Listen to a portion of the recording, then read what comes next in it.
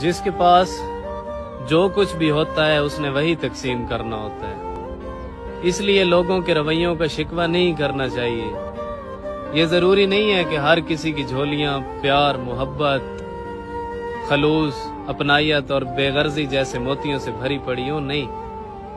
جو کچھ بھی ملے، جہاں سے بھی ملے، جس طرح بھی ملے، رکھ لیں اور یہ سوچ لیں کہ دینے والے کے پاس دینے کے لیے اپنے ظرف کے مطابق اس سے بہتر کچھ نہیں تھا۔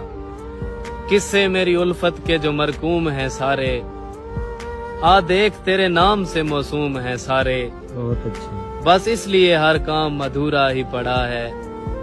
خادم بھی میری قوم کے مخدوم ہیں سارے، اور اب کون میرے پاؤں کی زنجیر کو کھولے۔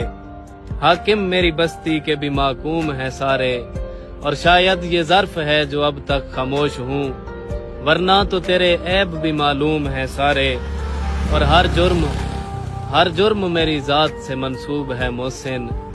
کیا میرے سوا شہر میں معصوم ہیں سارے، قصے میری الفت کے جو مرکوم ہیں سارے، آ دیکھ تیرے نام سے معصوم ہیں سارے۔ Very nice.